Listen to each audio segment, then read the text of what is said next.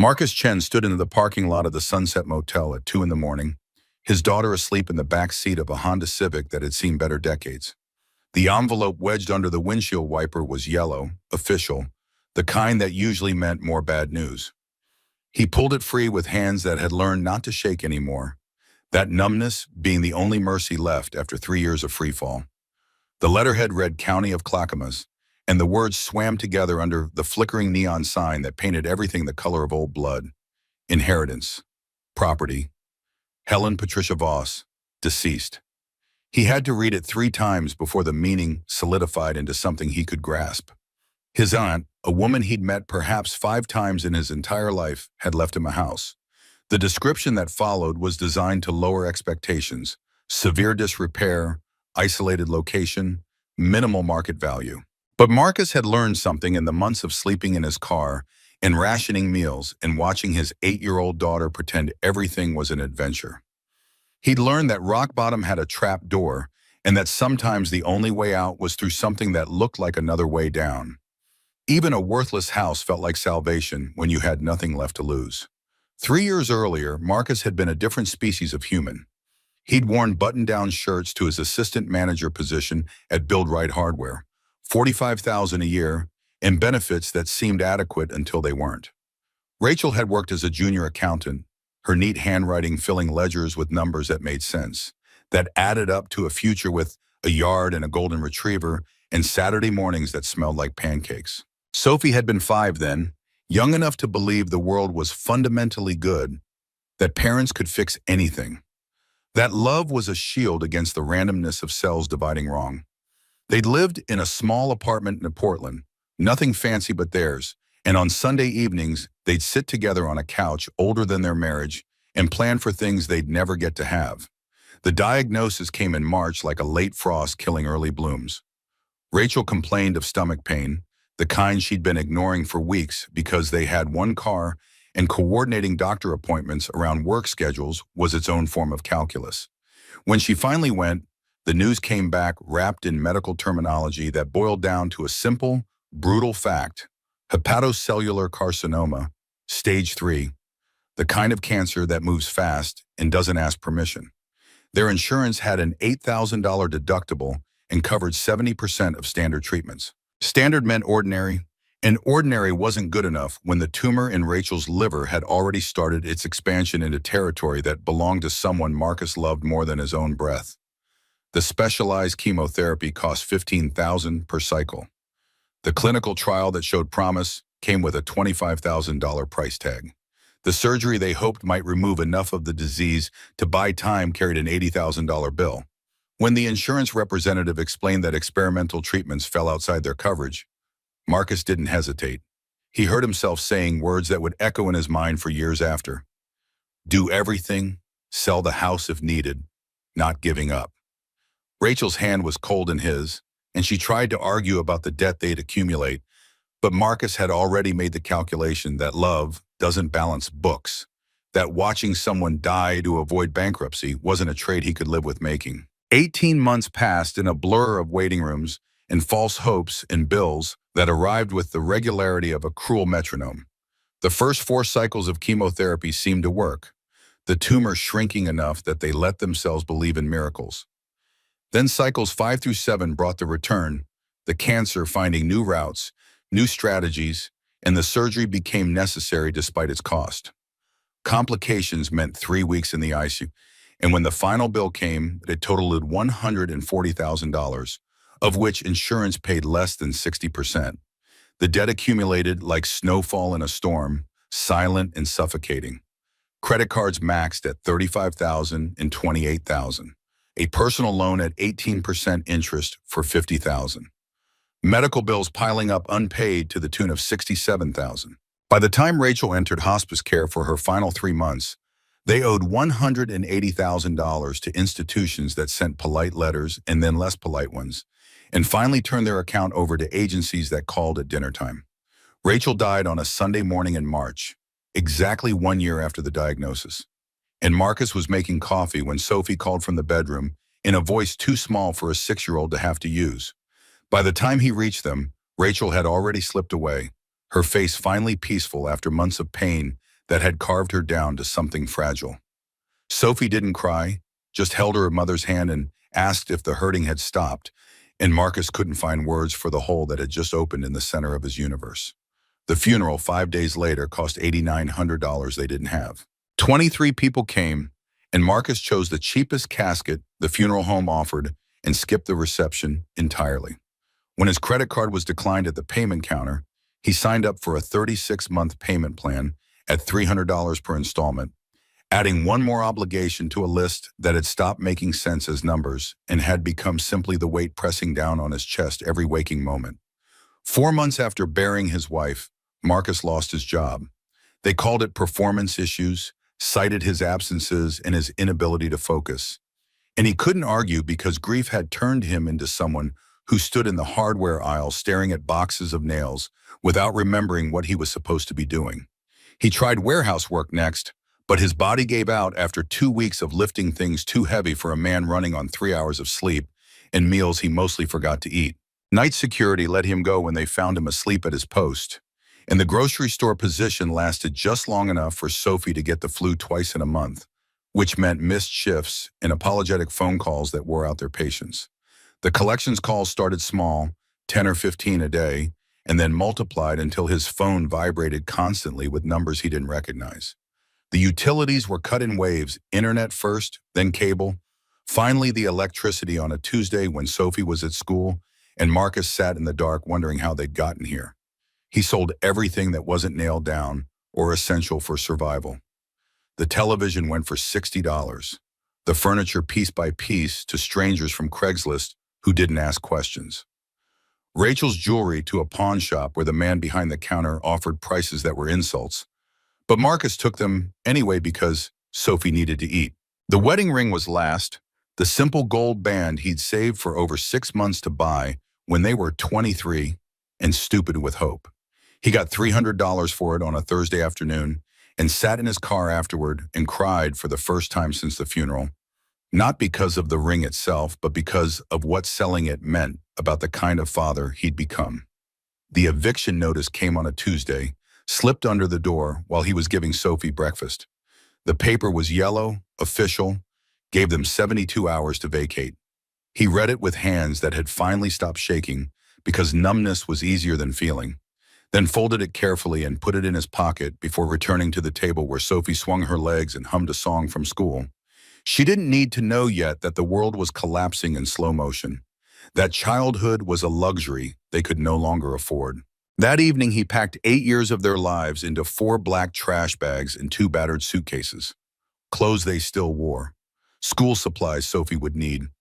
The photo album from when Rachel was alive and smiling. The stuffed rabbit Sophie had slept with since infancy. Everything else got abandoned. The couch where they could watch movies together. The table where Sophie had learned to write her name.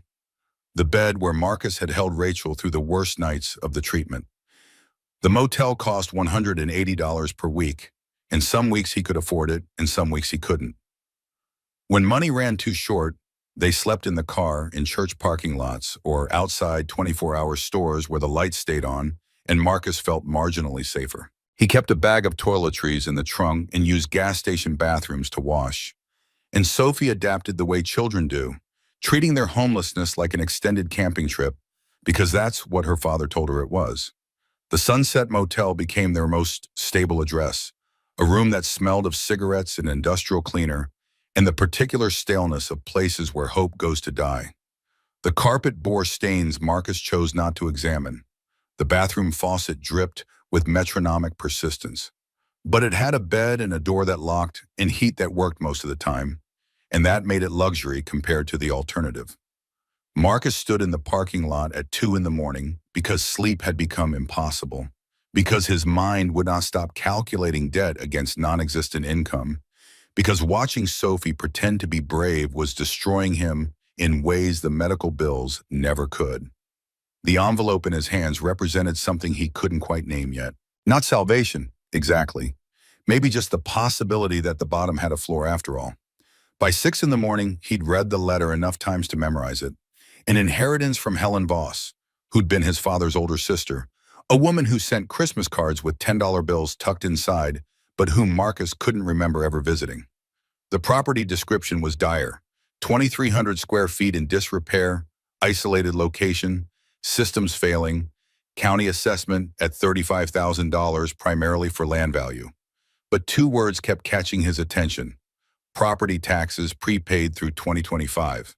That meant 2 years of breathing room, 2 years where no landlord could evict them, 2 years to figure out how to survive. Sophie woke at 7 and Marcus showed her the letter. Her eyes went wide at the mention of a house, and she asked if it was really theirs, if they wouldn't have to move again. He promised her it was permanent this time, that they were going to have a real home, and the hope in her face was almost too much to bear, given how many promises he'd already broken. At 8 o'clock, Marcus called the county office. Ms. Eleanor Carter answered with a voice that sounded like she smiled while she talked, and when Marcus identified himself, she shifted into a tone that walked the line between encouraging and realistic. She explained that Helen had lived alone for 40 years, that the last few years she'd been unable to maintain the property properly, that the house was not what anyone would call move-in ready. The roof leaked, the heating system was dead, the plumbing was old enough to be unreliable. Winter in that part of Oregon could drop to 10 below zero.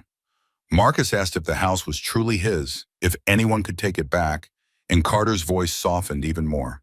As long as he paid the property taxes going forward, the house was his. Helen had prepaid through 2025, which meant he had time to get established. After that, the annual tax would be $1,847, which worked out to about $154 per month. Marcus did the math in his head, comparing that to the market rate for even the cheapest apartments in Portland, and heard himself saying they were coming. Carter paused, then welcomed them to Millbrook with a gentleness that suggested she understood more about his situation than he'd said aloud.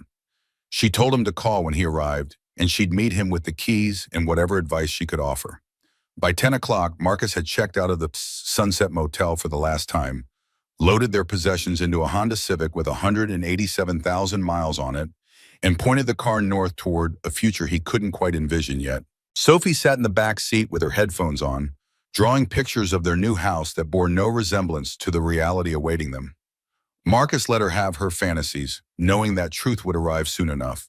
The first 50 miles took them out of Portland's urban sprawl and into farmland that opened up like a held breath finally released. Sophie pressed her face to the window, exclaiming over cows and horses in barns that looked like paintings. Marcus tried to share her enthusiasm, but his mind kept cycling through worst-case scenarios.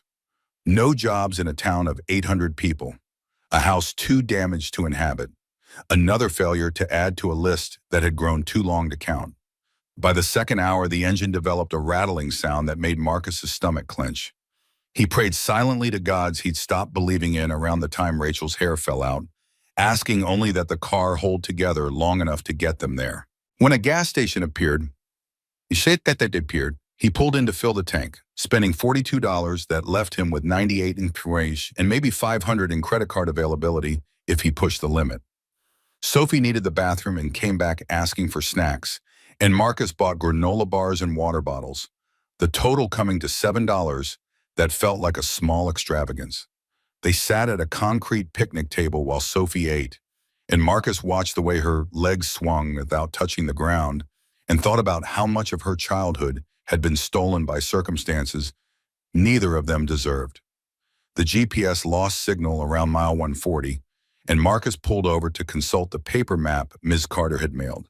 Sophie asked if they were lost, and he assured her they were just navigating, which was technically true if you ignored the fact that he had no real idea where they were going beyond coordinates on a page.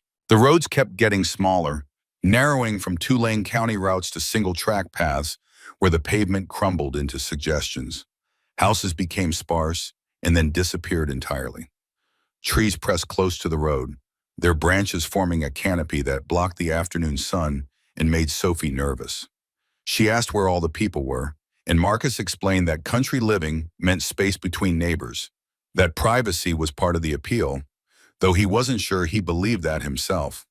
Millbrook appeared suddenly, 3 blocks of Main Street that would have been easy to miss if he'd blinked. A gas station with pumps that looked older than Marcus. A diner called Betty's Place with a hand-painted sign. a post office barely bigger than a shed, Morrison's Feed and Supply, which seemed to be the anchor business. Marcus noted it all in a glance, relieved that civilization existed even in this minimal form. Old Mill Road turned from pavement to gravel to dirt over the course of 3 miles. The car scraped bottom on ruts deep enough to be hazardous, and branches scratched the paint on both sides. Sophie's earlier enthusiasm had faded into silence, and Marcus could feel her uncertainty radiating from the back seat. The mailbox appeared leaning at a 45-degree angle, the name Voss barely visible through faded paint and rust. Marcus turned onto the property, following 2 wheel ruts through grass tall enough to scrape the undercarriage. Trees opened into a clearing, and there it was. The house looked like surrender made physical. Single-story rectangle, maybe 1,100 square feet if you were generous. The roof was a patchwork of repair attempts. Original black asphalt shingles curling with age, newer silver metal panels that didn't match, a section covered by a blue tarp that flapped in the wind like a flag of defeat. What paint remained was white once, now mostly gray wood exposed to the weather, splitting and warping. 6 windows were visible from the front, and not one of them looked functional. 2 were wrapped in plastic sheeting, 1 had a diagonal crack, 1 was boarded over with cardboard, and 2 were so clouded with grime that seeing through them would be impossible. The front porch sagged, its 3 steps cracked down the middle, the railing loose and missing half its balusters. The yard was knee-high grass gone to seed, gathered with fallen branches and the rusted chain of a tire swing whose seat had long since disappeared. Somewhere in the overgrowth, a stone path existed, barely visible through the weeds. 50 feet behind the house, a shed leaned at an angle that defied physics, its door hanging by 1 hinge. The only structure that looked remotely maintained was a small well house near the property line. Sophie's voice came quiet from the back seat. "Dad, this is ours?" Marcus forced optimism into his tone, even as his heart sank. "Just needs work, honey. Lots of work." They got out of the barn, stepping into grass that soaked their shoes with dew. The air smelled of pine and damp earth and something organic decomposing, which could have been last autumn's leaves or something worse. Wind moved through the trees with a sound like breathing, and in the distance, water ran over stones. Marcus walked to the porch, testing each step before putting weight on it. The wood groaned but held. He pulled out the key Ms. Carter had mailed, fitting it into a lock so rusted he had to work it back and forth before the mechanism finally clicked. The door stuck, swollen from moisture, and he had to put his shoulder into it before it scraped open with a sound that raised the hair on his neck. The smell hit first, thick enough to be physical. Dust layered over mildew, layered over animal musk, layered over the particular staleness of a house nobody had lived in for over a year. Sophie gagged, and Marcus reached back to steady her, giving her a moment to adjust before they stepped inside. The living room stretched before them in documented ruin. Hardwood floors bore decades of scars, gaps between boards wide enough to see the crawlspace below. In one section, the boards were missing entirely, replaced by a sheet of plywood that had been painted but didn't match. Wallpaper peeled from walls in long strips, revealing water-stained plaster underneath. The ceiling sagged in one corner where the roof had clearly leaked for months or years. Furniture consisted of a couch whose green upholstery had faded to brown and whose springs were exposed through holes gnawed by mice, a coffee table with 1 short leg, a lamp with a shredded shade. Marcus walked through, each step producing a creak loud enough to wake the dead. The kitchen opened to the left, and if the living room was bad, this was worse. A 1970s avocado green stove sat coated in grease thick enough to scrape. The refrigerator was unplugged, door hanging open to reveal black mold colonies that had achieved consciousness.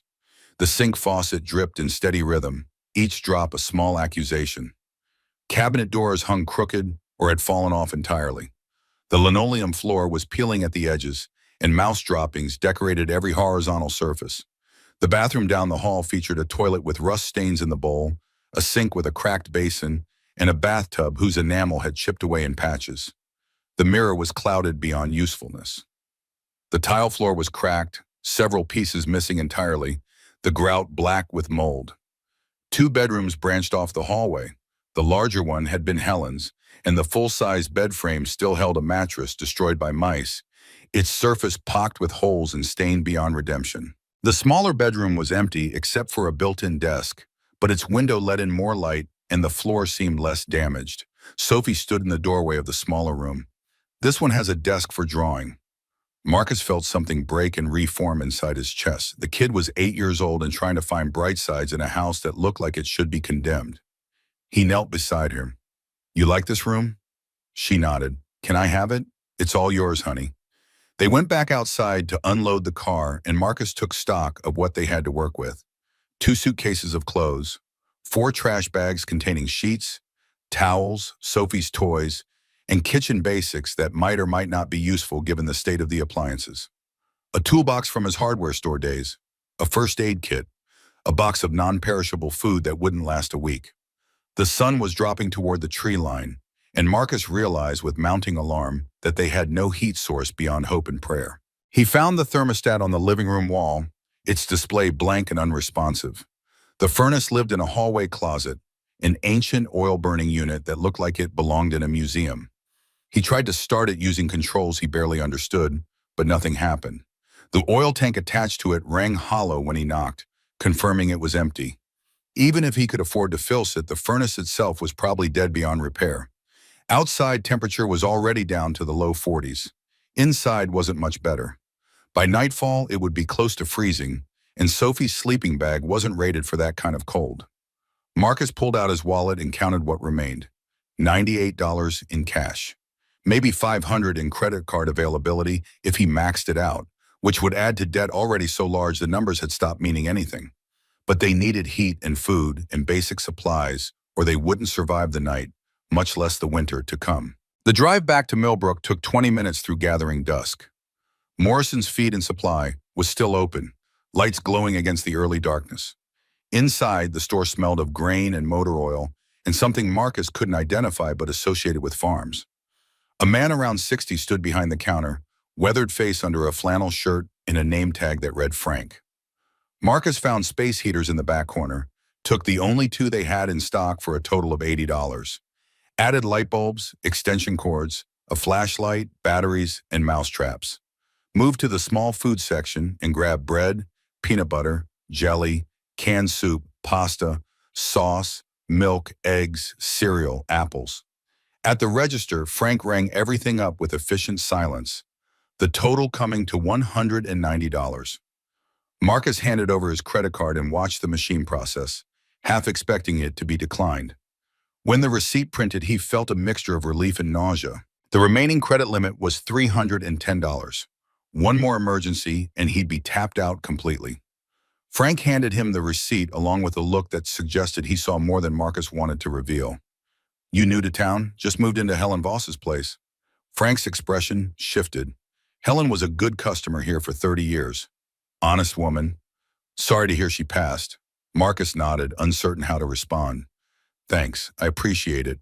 You need anything else? We're open 8 to 6 Monday through Saturday."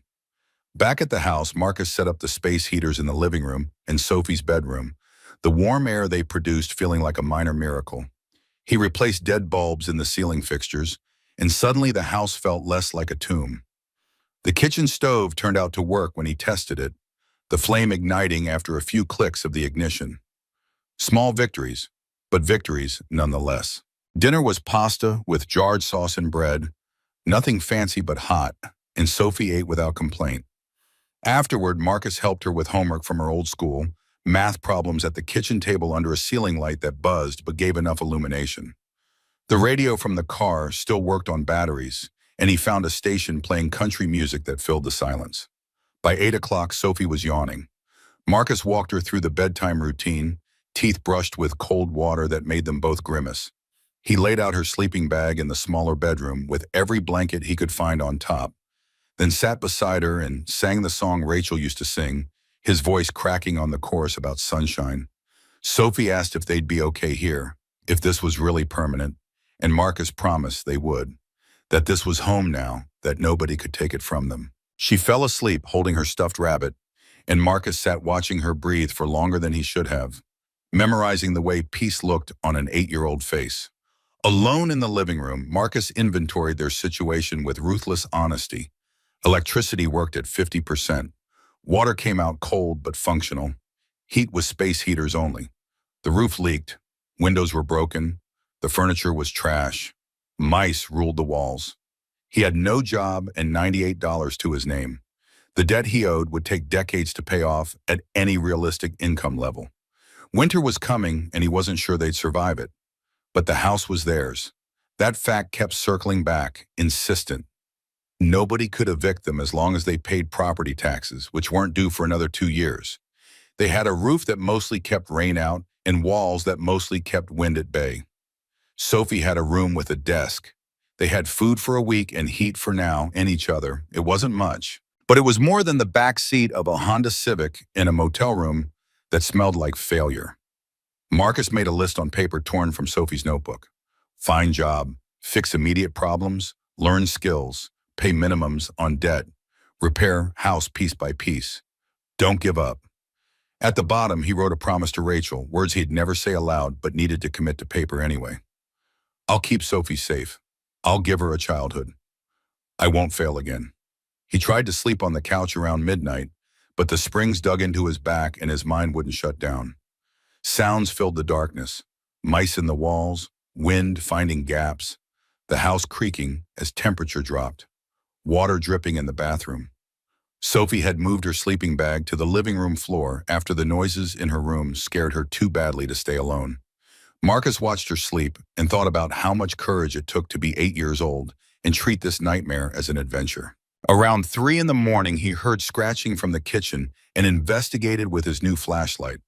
A mouse sat frozen on the counter, caught in the beam. Marcus lunged, but it was gone before he could react, disappearing behind the stove. He set traps with peanut butter bait in 5 locations: kitchen, bathroom, living room corners, hallway.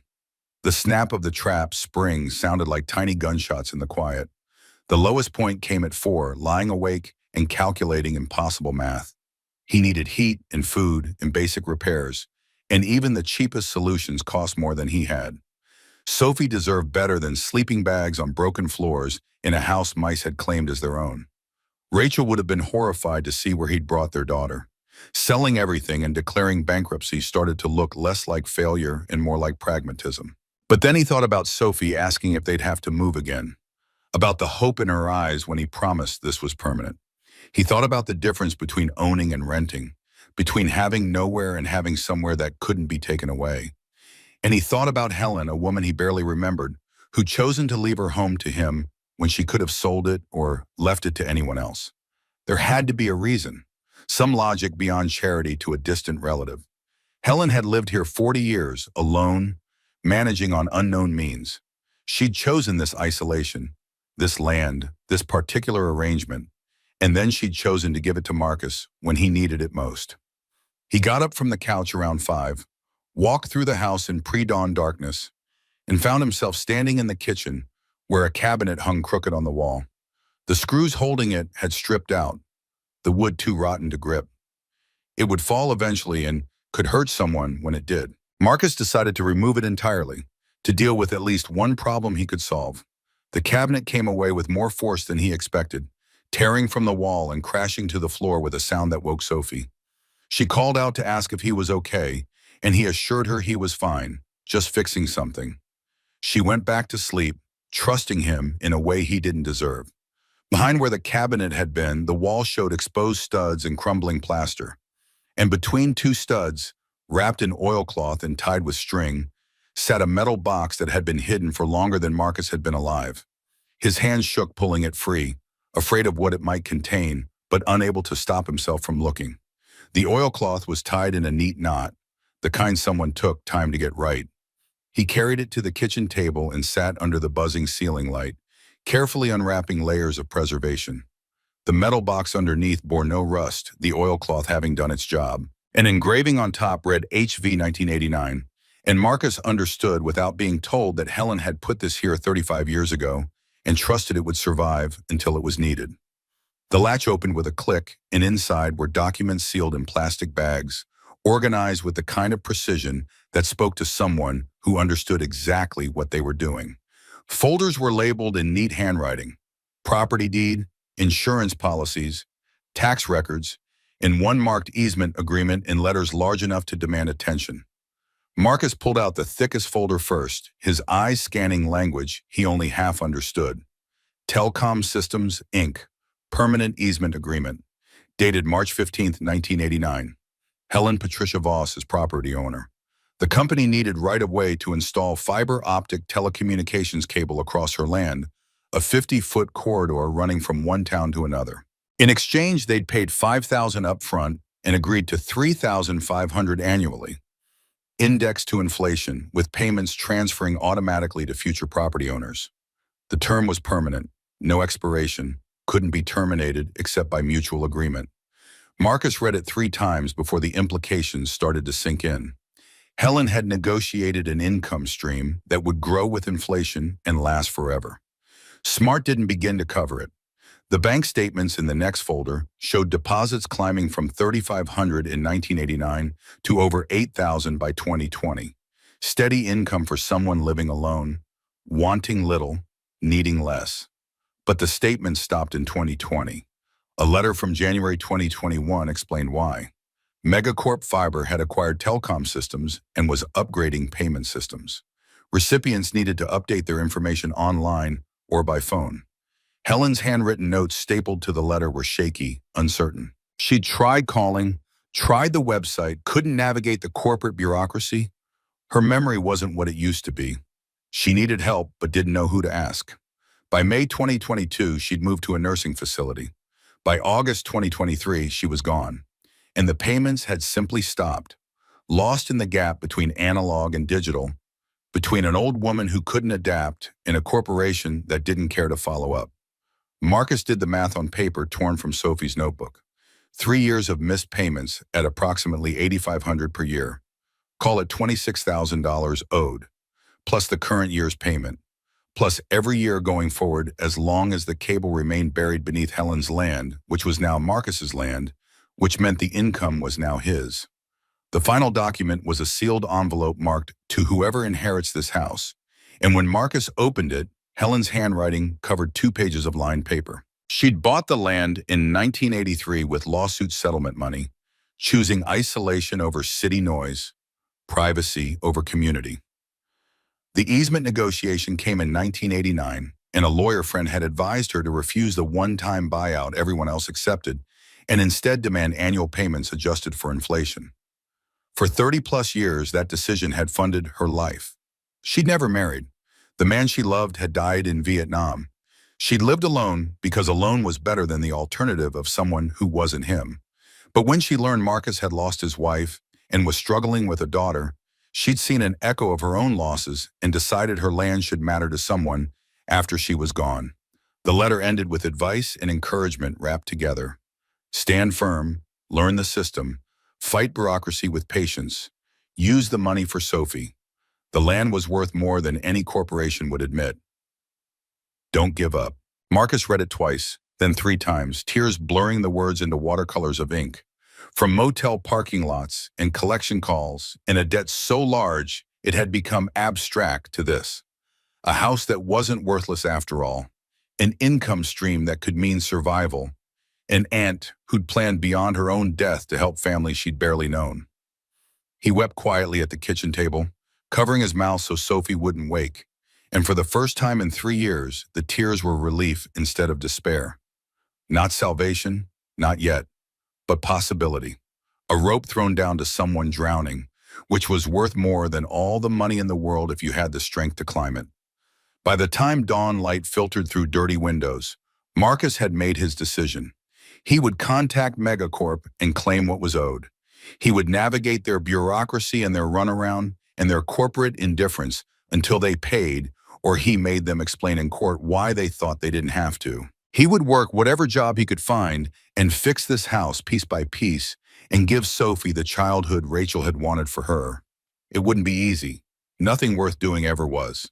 But Marcus had learned something in the abyss, that the bottom builds character if it doesn't kill you, and that sometimes the only way out is through something that looks impossible until you're standing on the other side, wondering how you survived. He walked to Sophie's room and watched her sleep, warm and safe for the first time in over a year, whispered a promise he intended to keep. "We're going to be okay, honey. because a woman we barely knew loved us enough to plan for this moment, and I'm going to be strong enough to honor that gift." The house creaked around them as temperature rose with the sun. Outside, birds were singing in trees that had witnessed 40 years of Helen's solitude and would now witness whatever came next. Marcus returned to the kitchen and spread the documents across the table, studying every clause and condition, preparing for the battle ahead. From nothing, Helen had given him something. From despair, she'd offered hope. And Marcus understood with absolute clarity that the only way to honor that sacrifice was to fight with everything he had left until Sophie had a life worth living, until the debt was paid, until this broken house became the home they both deserved. The climb would be brutal, but at least now he could see the top. The Monday after discovering the metal box, Marcus drove Sophie to school and then continued into town with photocopies of every document Helen had preserved. The county office occupied half of a brick building that also housed the public library, and Mrs. Eleanor Carter turned out to be a woman in her 50s whose desk held photos of grandchildren and a coffee mug that read "World's Okayest Bureaucrat." She examined the easement agreement with reading glasses perched on her nose, nodding as she traced lines of text with one finger. This is legitimate. Helen was smart to negotiate annual payments instead of a buyout. Most people took the quick money back then, but she played the long game. Marcus leaned forward. "How do I get Megacorp to resume payments?" They stopped in 21. Carter pulled out a notepad and started writing. "You'll need notarized proof you're the legal heir. That's the will and death certificate. Then certified copies of the easement agreement. Send everything certified mail to their legal department, not customer service. Keep copies of everything. Document every phone call with dates, times, names. This will take months, not weeks. Corporations move like glaciers. What if they refuse?" She looked up over her glasses. "Then you escalate. Small claims court for 1 year's payment, which forces them to respond. But start polite. Give them a chance to do the right thing before you make it expensive for them." Marcus left with a checklist that felt overwhelming. Get documents notarized. Send certified letters. Follow up weekly. Prepare for stonewalling. But at least he had a roadmap, which was more than he'd had 48 hours ago. The notary public worked out of the post office, a man named Gerald who charged $10 per signature and stamp. Marcus paid cash and watched him affix seals that made everything official, transforming Helen's foresight into legal ammunition. He drove to Millbrook's only office supply store, such as it was, and paid another $20 to make certified copies on paper so white it almost glowed. That afternoon, he composed a letter at the kitchen table while Sophie did homework. The language was formal, stripped of emotion, laying out facts in numbered paragraphs. He was the legal heir to Helen Voss's estate. The easement agreement remained in effect. Payments had ceased in 2020, despite Helen's attempts to update information. 3 years of back payments totaling approximately $26,000 were owed. Current year payment should be approximately $9,000. Please remit payment within 30 days and confirm future payment schedule. He mailed it certified the next morning, watching the postal clerk stamp it with a date that felt like starting a timer on a bomb. Receipt for delivery would tell him the letter arrived. Response was anyone's guess. Work at Morrison's began that same week, and Frank turned out to be a man of few words who expected more. Marcus stocked shelves with 50-pound feed bags that left his shoulders aching by lunch. Learned the difference between poultry feed and cattle feed and horse feed, between starter fertilizer and maintenance fertilizer, between fence posts treated for ground contact and those meant for above-grade use. The customers were farmers and ranchers who sized him up with skepticism and warmed slowly, if at all. A woman in Carhartt overalls needed help loading fence posts into her truck. "You knew?" Marcus lifted the treated 4x4s into the bed. "Just moved here. Inherited property from my aunt." "Helen Voss's place?" "That's right." The woman paused, studying him. Helen was good people. Kept to herself but honest. "You planning to stay or flip it?" "Stay. My daughter's in school here. This is home now." Something in his certainty must have satisfied her, because she nodded and her voice lost its edge. "Good. We could use more folks who want to be part of things instead of just passing through." By the second week, Frank had stopped hovering and started leaving Marcus alone to handle customers. By the third week, he showed Marcus the inventory system, an ancient computer running software that looked like it predated the internet. By the fourth week, he mentioned casually that if Marcus proved reliable through winter, they'd talk about more hours come spring. The money was enough to not starve, but not enough to fix anything significant. After taxes, Marcus cleared about $900 a month. Property tax would be $154 once it came due in 2 years. Utilities ran another $150. Gas for the car, groceries, basics ate through the rest. He set aside $50 per month for the smallest credit card, the minimum payment that kept them from suing, though the interest accrued faster than he paid it down. November slid into December and temperatures dropped. The space heaters struggled against cold that crept through walls lacking proper insulation. Mornings meant scraping frost off the inside of windows, heating water on the stove for washing, dressing in layers before emerging from under piles of blankets. Sophie never complained, which somehow made it worse. Marcus taught himself basic repairs through YouTube videos when he could afford the data on his phone. Fixed the dripping faucet with a 20-cent washer that took 3 attempts to install correctly. Sealed the worst window gaps with caulk from Morrison's employee discount. Replaced sections of rotten floorboard with scrap lumber Frank let him have for cost. Each repair was minor, almost cosmetic, but the house started to feel marginally less like an active threat to their survival. Sophie thrived at school in ways that astonished him. She brought home art projects and spelling tests marked with stars and stories about Emma Morrison, who turned out to be Frank's granddaughter. The girls became inseparable, and Emma's mother started including Sophie in weekend activities without being asked, understanding in the way small-town people often did that some families needed grace more than questions. The teacher, Rivera, sent a note home in late December. Sophie is a bright, resilient student who brings joy to our classroom. Whatever challenges you're facing at home, please know she's thriving here. We're rooting for you both. Marcus folded the note and kept it in his wallet next to the list of promises he'd made to Rachel. Megacorp didn't respond to the first letter. Marcus called the number on their website and spent an hour navigating phone menus before reaching a human who sounded bored enough to be comatose. She took his information, said someone would call back within 5 business days, and disconnected before he could ask for a reference number. Nobody called back. He sent a second letter in January, this time with every page numbered and a cover sheet summarizing the issue in bold text. Waited 2 weeks. Nothing. Called again, got a different person who claimed to have no record of previous contact. Explained the situation from the beginning. Was transferred 4 times, disconnected twice, finally reached someone in easements who said she'd escalate the issue. By February, Marcus had made 7 phone calls, sent 3 letters, and received exactly 0 acknowledgement that Megacorp was aware of his existence. The bureaucratic void was impressive in its completeness, a black hole of corporate indifference that swallowed communication without trace. Frank noticed his frustration during a lunch break. "You fighting with someone?" Marcus bit into a sandwich that was more bread than filling. "Trying to get a company to honor a contract. They're pretending I don't exist." Frank considered this while chewing. "Welcome to dealing with corporations. They figure if they ignore you long enough, you'll give up." "Most people do. I can't afford to give up. This matters. Then don't. But understand you're in for the long game. Companies like that, they don't move fast unless you make them." "How do I make them?" Frank finished his sandwich and crumpled the wrapper. "Get a lawyer, file something official, make ignoring you more expensive than dealing with you. Or keep banging your head against the wall until they get tired of the noise. Either way, it's going to take longer than you want." Marcus went back to Ms. Carter the following week and asked about small claims court. She walked him through the process. File a claim for 1 year's payment, which was under the small claims limit. Serve Megacorp's registered agent. Show up to court with evidence. Let a judge decide.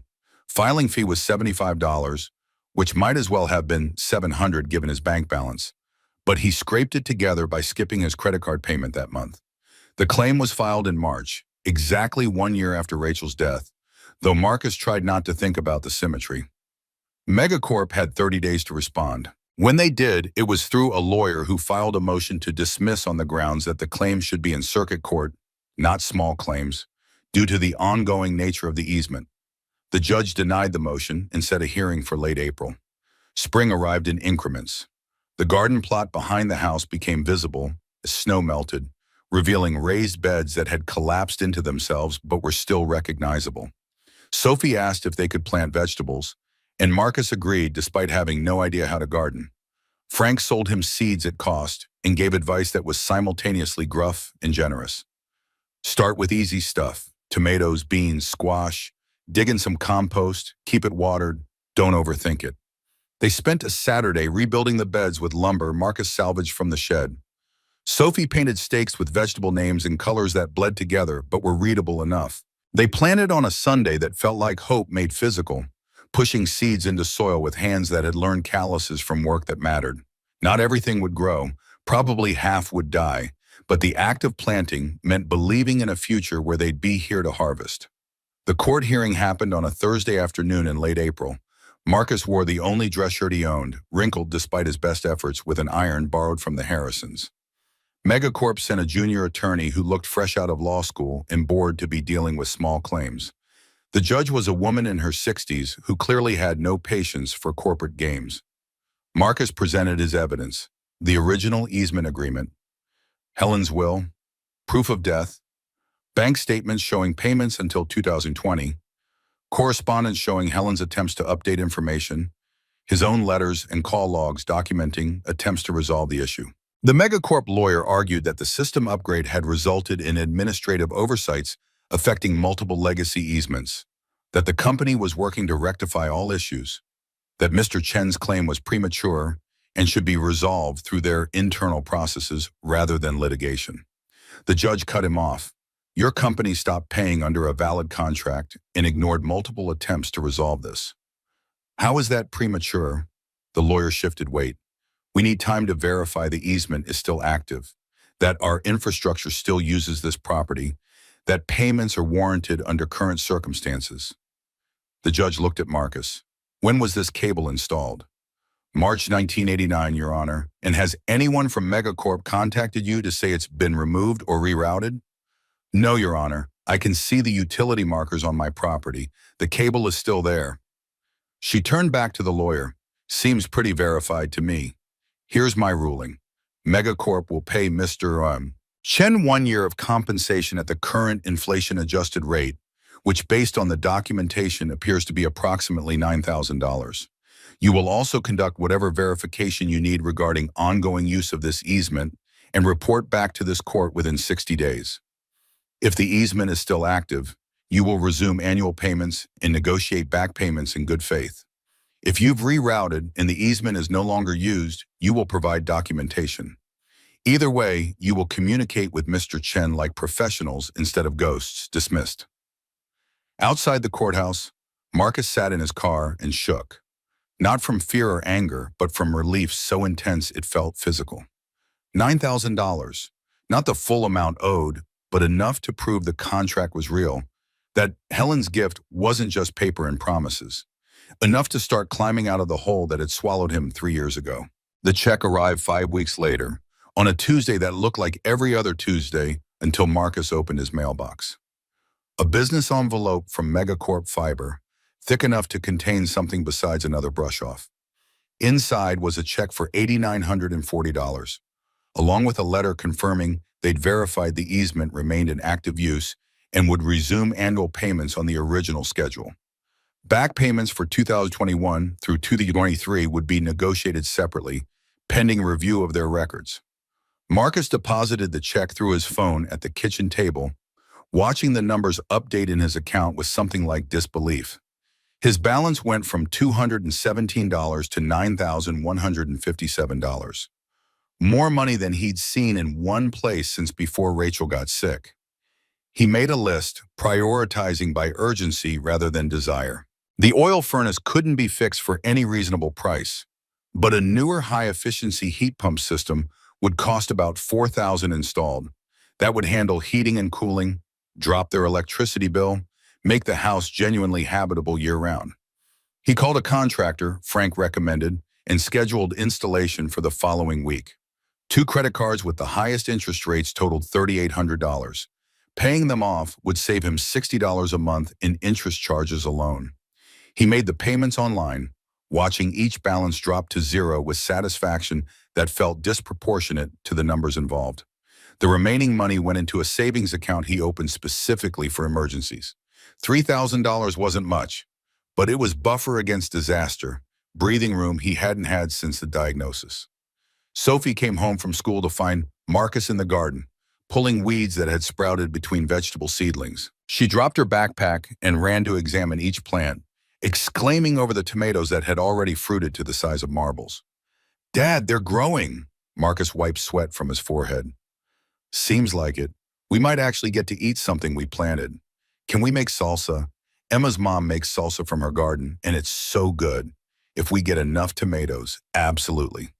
That evening, he told her about the check and what it meant in language she could understand.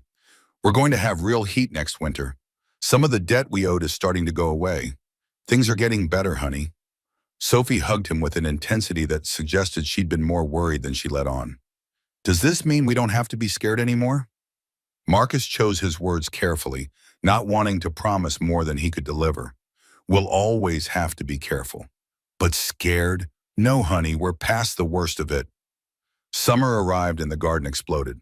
Tomatoes by the dozen, beans hanging heavy on vines, squash spreading like they had territorial ambitions. Marcus learned to can with help from Mrs. Harrison, spending August afternoons processing vegetables into jars that would feed them through winter. The pantry filled with proof that planning ahead worked, that seeds planted in faith could yield abundance.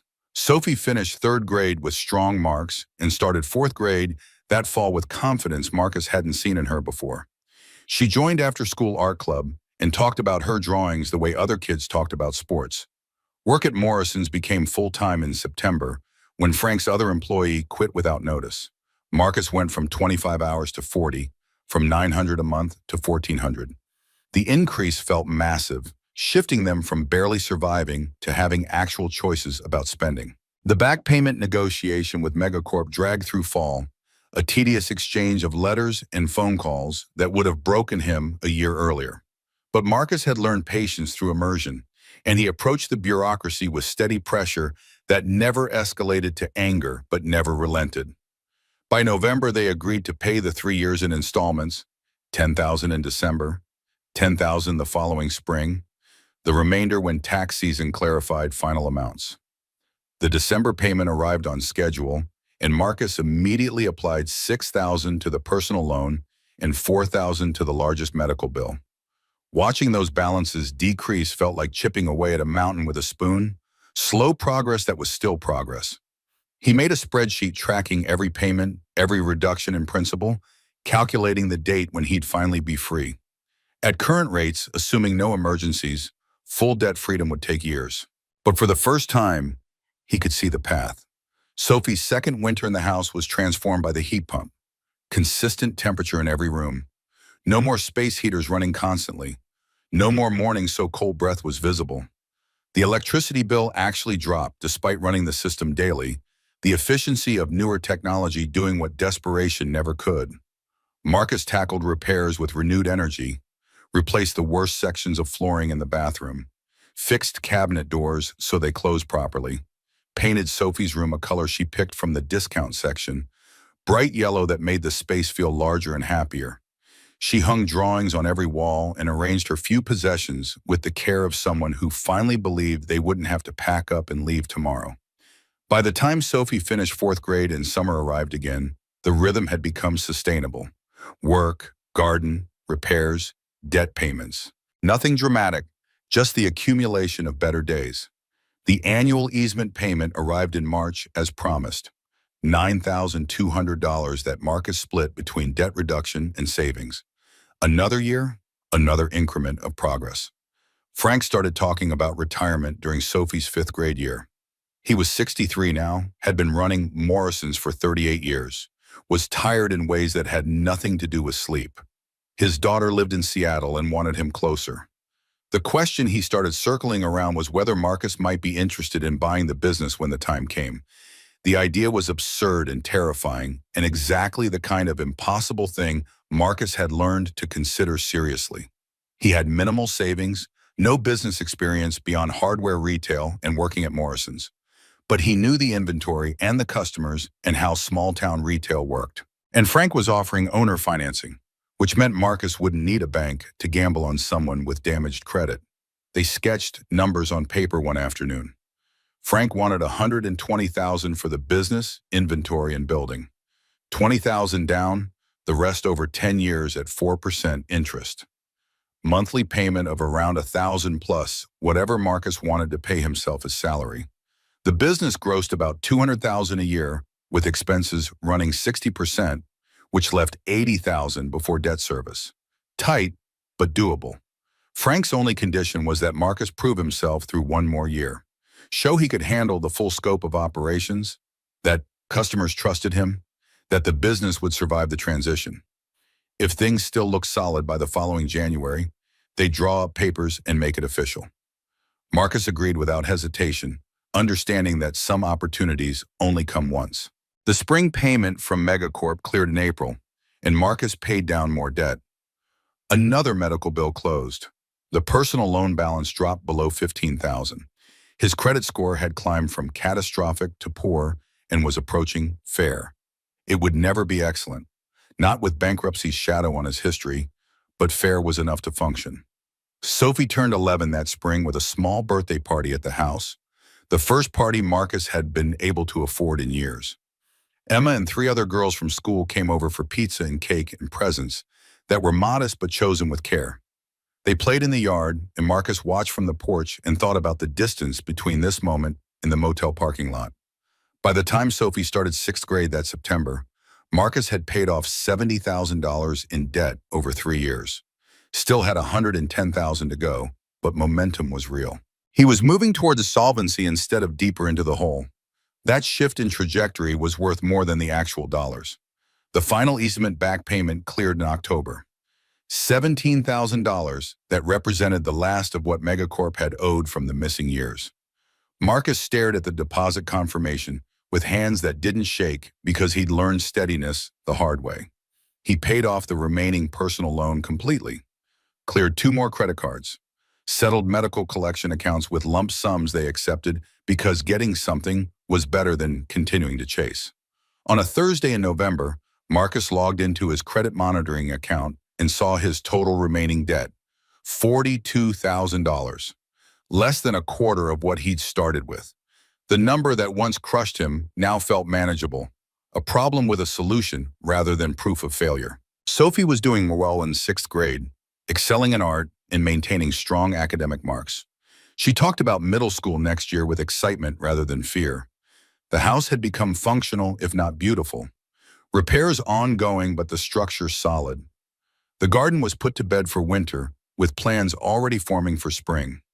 Frank made his retirement official in December. He'd step back at year's end. That gave Marcus 1 year to prepare for transition, to learn everything he hadn't learned yet, to prove himself capable of running a business that employed people and served a community. The timeline was set. The opportunity was real. The path forward was clear. Marcus stood in the kitchen on New Year's Eve, Sophie asleep in her yellow bedroom, and thought about the metal box Helen had hidden 36 years ago. She'd planned for someone she'd never meet, trusted that her foresight would matter when the time came. And it had. Not as dramatic rescue, but as space to climb out of the hole, one decision at a time. The debt would be gone eventually. The business would be his if he earned it. Sophie would have the childhood and future Rachel had wanted for her. None of it was guaranteed, but all of it was possible in ways that hadn't been true when he stood in a motel parking lot reading about a worthless house. Outside, wind moved through the oak tree that had witnessed 40 years of Helen's life and would witness however many years Marcus had left. The house settled around him with familiar sounds. Tomorrow would bring another year of work and repairs and payments and small victories.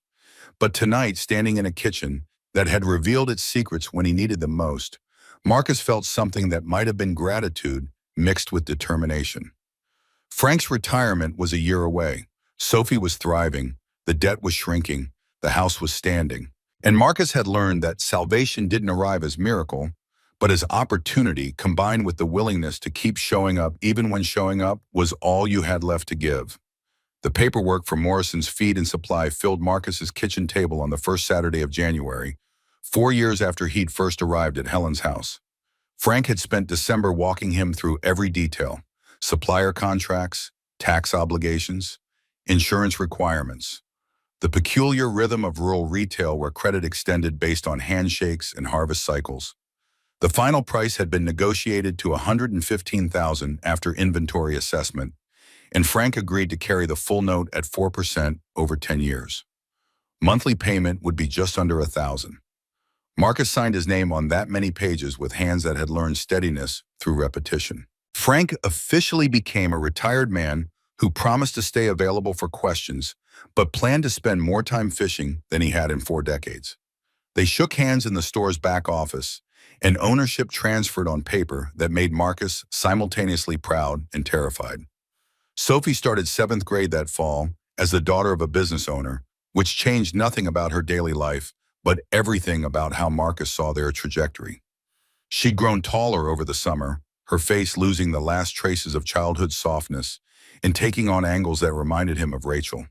She joined the middle school track team and discovered she was genuinely fast, not Olympic caliber, but fast enough to win local meets and place at regionals. The first year of store ownership brought challenges textbook knowledge couldn't prepare for.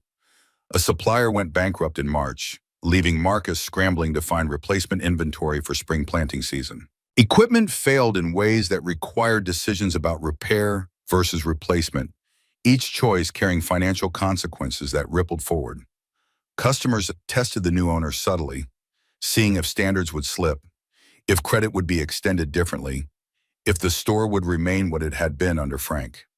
Marcus learned by immersion and occasional drowning, made mistakes that cost money but not catastrophically, built relationships with distributors who initially treated him with skepticism that transformed into grudging respect.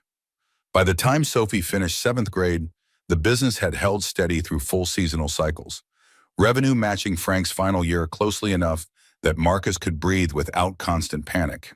The debt continued its steady decline throughout that year. Marcus paid aggressively whenever easement money arrived, channeling every dollar beyond survival needs toward balances that seemed to shrink faster as they grew smaller. The annual easement payment of $9,400 arrived that spring like clockwork, and he split it: $4,000 to business operations, $3,000 to debt, $2,400 to savings. By summer, total debt had dropped to $32,000.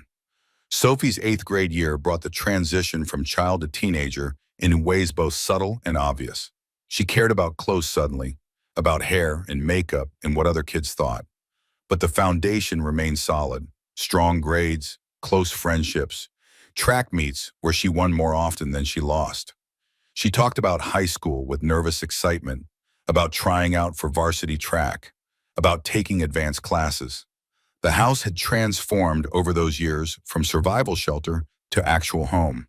Marcus had replaced kitchen appliances with used but functional ones, installed flooring throughout that didn't threaten splinters, renovated the bathroom himself over 3 months of weekends, learning plumbing and tile work through determination and YouTube tutorials. The results were amateur but solid, and the satisfaction of having created something useful with his own hands was worth more than money saved.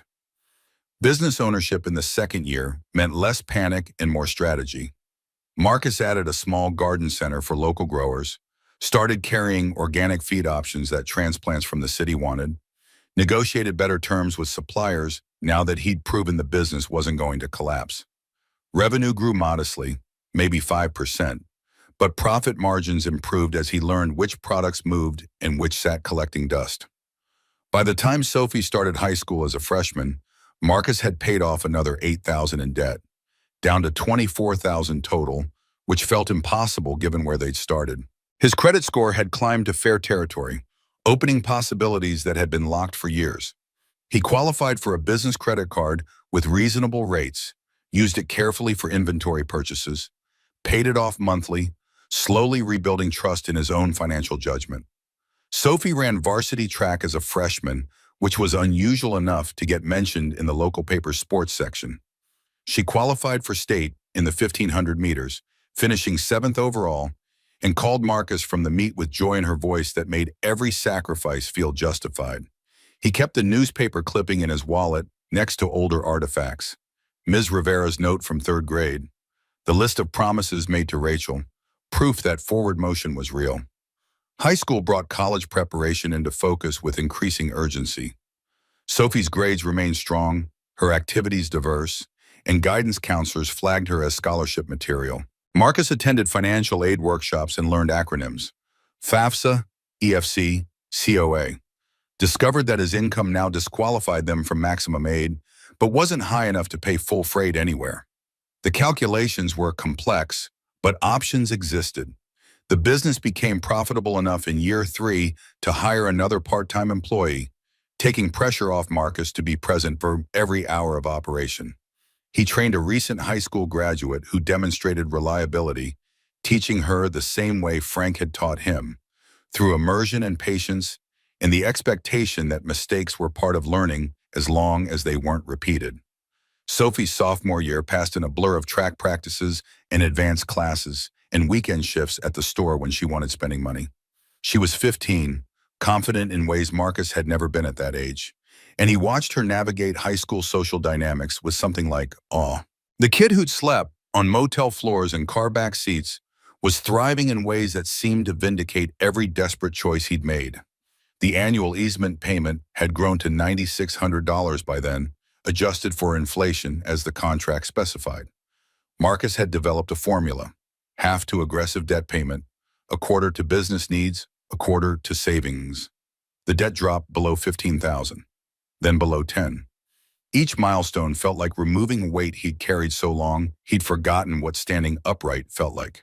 By Sophie's junior year, the business had grown enough that Marcus drew a salary of $45,000, comfortable by rural Oregon standards and luxurious compared to where they'd been.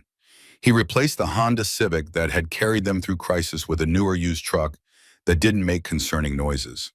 Took Sophie to Portland for a weekend to visit colleges, staying in an actual hotel, eating at restaurants without checking prices first. The garden remained an annual tradition that expanded each spring. Sophie had taken ownership of the herbs section, researching which plants needed sun versus shade, learning to make pesto and seasoning blends that actually improved their cooking. The pantry filled each autumn with proof that planning 6 months ahead was possible for people who knew they'd still be there in 6 months. College applications consumed Sophie's senior year like a part-time job.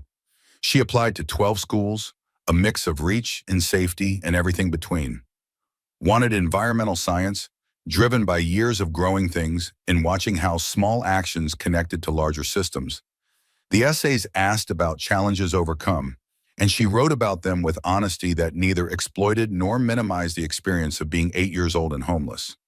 Marcus made the final debt payment on a Thursday in February of Sophie's senior year, 6 years and 3 months after finding Helen's metal box. The last medical collection account, $4,300, cleared from his account and left him staring at screens that showed zero balances across every category. Total debt, $0, 0 cents. He called Sophie into the kitchen and showed her the banking app. We don't owe anyone anything anymore. She looked at the screen and then at him, understanding dawning. Does that mean we're actually free? Marcus felt his throat tighten. Yeah, honey, we're free. The difference manifested in dozens of small ways rather than dramatic transformation. Groceries bought without mental calculation. Car repairs addressed immediately instead of deferred. The ability to say yes to school events and college visits and the ordinary expenses that had once required triage decisions. Marcus opened a 529 account and started contributing monthly, watching it grow towards Sophie's future. Acceptances started arriving in March. 7 schools said yes, 2 offered substantial merit scholarships, 1 included admission to their honors program. Sophie spread the letters across the kitchen table where Marcus had once spread Helen's documents, and they reviewed options together like adults making shared decisions. The state university offered the best financial package: full tuition scholarship, partial room and board, work study to cover the rest. 2 hours away, close enough for weekend visits, far enough to build independence. The environmental science program was strong. Sophie accepted in early April. Graduation happened on a warm June evening. Sophie walked across the stage to receive a diploma Marcus had once doubted she'd pursue, not because of her ability, but because of his circumstances. She'd beaten odds stacked against her, and watching her accept that piece of paper felt like vindication of choices that had seemed like desperate gambles. Summer passed in preparation and final harvest. Shopping for dorm supplies with an actual budget, training Sophie's replacement at the store, canning vegetables together one last time, filling jars that would sit in the pantry after she left. The rituals of transition from one phase to another. Move-in day came in late August under skies threatening rain that held off just long enough. Marcus drove Sophie to campus in the truck that didn't make concerning noises, loaded with boxes containing 4 years of supplies. Her dorm was typical freshman housing, cinder block walls, twin beds, functional desks. Her roommate was from the other side of the state, seemed nice enough and in their brief meeting. They unpacked methodically, finding homes for clothes and books and the desk lamp Marcus had bought for late-night studying. Sophie arranged photos. Rachel before illness, Marcus in the garden, her and Emma at track regionals, physical anchors to where she came from while establishing where she was going. The goodbye happened in the parking lot with other families doing the same awkward dance. Sophie hugged him longer than usual. "Thank you for not giving up." Marcus's throat was too tight for adequate words. "I'm proud of you, honey. Show them what you're made of." She wiped her eyes and smiled, Rachel's smile on her face, then walked back toward her dorm without looking back. Marcus sat in his truck for 10 minutes before trusting himself to drive. The house felt larger without Sophie's presence, but not empty. Her room still held evidence. Posters, ribbons, books. The particular quality of occupancy was absent, but the space remained hers whenever she needed it. Marcus walked through rooms that held layered memories of crisis and recovery, each corner containing stories of transformation he'd lived but still struggled to believe. Helen had lived here alone for 40 years. Marcus tried to imagine that kind of solitude and couldn't quite reach it. She'd chosen isolation after losing the man she loved, built a life on terms that didn't require constant negotiation with others. He understood wanting space, needing quiet, but 40 years spoke to conviction he didn't possess. The letter she'd left remained in his desk, pulled out occasionally when he needed reminder that strangers could change everything through deliberate kindness. She'd never know how completely her planning had worked, how thoroughly she'd saved people she'd barely known. The house that seemed worthless had become foundation. The easement that seemed administrative had become lifeline. Marcus thought about legacy as he stood in the garden that evening. What would happen to this place when he was gone? Would Sophie want it? This house full of memories both terrible and redemptive? Would she sell it and use the money for her own children's futures? Would the easement still generate income in 50 years? Some distant descendant receiving payments for cable Helen, negotiated in 1989? The business would last as long as he could run it. Morrison's had served the community for almost 40 years under Frank, would serve at least another 20 under Marcus if health cooperated.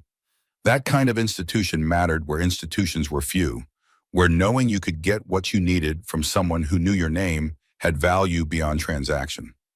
Sophie would thrive at college. Marcus felt unreasonably certain of this, conviction born from watching her navigate harder things than exams and roommate conflicts. She'd been forged in circumstances most kids never faced, and while he wished those circumstances on no one, their effect was undeniable. She was strong in ways transcripts wouldn't show, but would matter when life delivered inevitable challenges. The phone rang while he stood in fading light. Sophie's voice came through, excited. "Dad, my roommate is cool. Classes start Monday, and I'm nervous but ready. You'll do great, honey. Call me anytime you need to talk." After they hung up, Marcus walked back inside to a house that was quiet, but inhabited by presence beyond physical occupation. Made dinner for one and ate it at the table where so many decisions had been made. Washed dishes and thought about the rhythm of maintenance, how most of life was just showing up to handle what needed handling. The easement payment would arrive next March, $10,200 by then, adjusted for inflation. He'd put half toward the business note, a quarter toward savings, a quarter toward whatever Sophie needed. The calculations had become routine, problems with solutions rather than mathematical proof of failure. Before bed, Marcus updated his business spreadsheet. 7 years remaining on the note, possibly less if he kept paying extra. By Sophie's graduation, Morrison's would be his free and clear. That kind of security had seemed like fantasy when he was negotiating funeral payment plans. Now it was simply arithmetic marching toward conclusion. He pulled out the photo album from when Rachel was alive, flipping through images of the three of them before diagnosis rewrote their story. Rachel holding baby Sophie at the hospital, their first apartment, Sophie's third birthday. Ordinary moments that became precious only in retrospect. She would have been 42 now, would have been sending Sophie care packages and visiting for parents' weekend and living the life they'd planned together. That alternate timeline existed in Marcus's mind as clearly as the actual one, and he grieved it while being grateful for what was. Both things could be true, that recovery was real and loss was permanent. That moving forward didn't mean forgetting where you'd been or who you'd lost along the way. Sleep came easier than it had in years, untroubled by collection calls or eviction fears or the terror of not knowing how to feed your child tomorrow. The house settled around him with familiar sounds. The heat pump cycled efficiently. Outside, the garden held next year's potential in soil enriched by this season's growth. Frank called the next morning. "How'd move-in go?" "Good. She's excited and terrified in equal measure." "Sounds about right. Listen, I wanted to check in. Business is running smooth. You're handling things better than I did my first decade. Just wanted you to know." Marcus felt gratitude for mentorship that extended beyond transaction. "Thanks, Frank. That means a lot. You earned it." Helen knew what she was doing, leaving that place to you. Sometimes the right person gets the right opportunity at exactly the right time. After hanging up, Marcus drove to the store and unlocked doors on another day of rural retail. Customers who'd been skeptical when he started now greeted him by name, asked about Sophie, shared their own kids' college stories. The community that had seemed like nowhere when he arrived had become somewhere specific, a place where people knew his history and chose to help anyway. That was worth more than privacy, more than independence. Small towns could suffocate, but they could also hold you up when you lacked strength to hold yourself. Marcus had learned that lesson the hard way, through years when pride would have killed him if he hadn't learned to accept grace. The day passed in familiar rhythm, stocking shelves, helping customers, managing inventory. Nothing dramatic, just the accumulation of ordinary moments that constituted a life built from rubble. By closing time, Marcus had handled transactions totaling $3,000, ordered next week's feed delivery, helped a farmer troubleshoot irrigation problems. He locked up and drove home through late summer twilight, windows down, radio playing country music he'd learned to tolerate and eventually appreciate. The house appeared around the final curve, lights on timer making it look occupied even in Sophie's absence. The oak tree stood against darkening sky, older than anyone's troubles, witness to Helen's 40 years and Marcus's 7 and counting. Inside, he made dinner and ate while reading news on his phone. Checked his bank account out of habit, seeing balances that proved solvency wasn't miracle, but mathematics applied consistently over time. The debt was gone. The business was stable. Sophie was launched. The trajectory was upward in ways that seemed impossible from the bottom, but inevitable in retrospect. Helen had given him space to save himself, which was both less magical and more valuable than rescue. The house would stand after he was gone, sheltering whoever came next. The easement would generate income for descendants he'd never meet, and Sophie would carry forward whatever lessons she'd absorbed from watching her father refuse to surrender when surrender looked like the only logical choice. Marcus walked to Sophie's room and stood in the doorway, looking at walls that held evidence of her journey from scared 8-year-old to confident college student. The progression was documented in layers, crayon drawings overlaid by paintings overlaid by photographs, childhood giving way to adolescence giving way to young adulthood. Tomorrow he'd start another week, help customers, manage inventory, make decisions about the business that was his now, come home and work in the garden, and maintain the house that had saved them both. Call Sophie and hear about classes and roommates and the ordinary adventures of freshman year. The rhythm was established, sustainable, proof that crisis eventually became history if you survived long enough. Marcus returned to the living room and sat on the couch that was no longer the same couch from that first desperate night, but had occupied the same space long enough to inherit its significance. He thought about distance traveled, from motel parking lots to business ownership, from crushing debt to solvency, from desperation to something that felt remarkably like peace. Not happiness, not yet. Maybe never again in the uncomplicated way he'd known before Rachel got sick. But the absence of crisis, the presence of stability, the knowledge that tomorrow wouldn't bring disaster. That was its own form of grace, earned through stubbornness and Helen's foresight and the accumulated weight of 10,000 small decisions to keep trying. Outside, September's first cool breeze moved through trees that would witness many more autumns. The house creaked in familiar ways. The garden held vegetables approaching harvest. And Marcus closed his eyes on a day that had been ordinary in the best possible way, knowing tomorrow would be the same. And that sameness was exactly what they'd been fighting for all along. Achtung.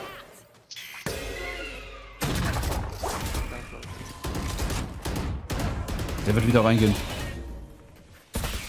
Kann er aufs nächste Mal doggen.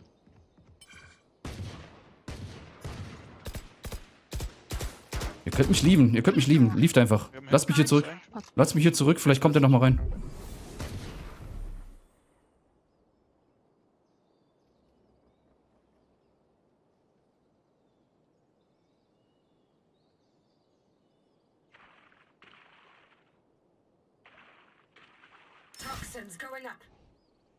Mach kurz hier Wallfake.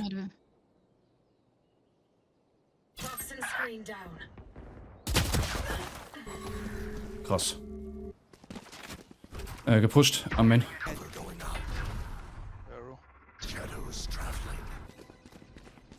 Ja, das machst du halt so einmal, weil danach kannst du sowieso ablenken. Also ich glaube, es safe einer aus dem Gegnerteam ist.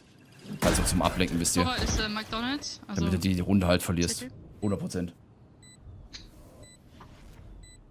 Dass du halt in dem Moment abgelenkt bist und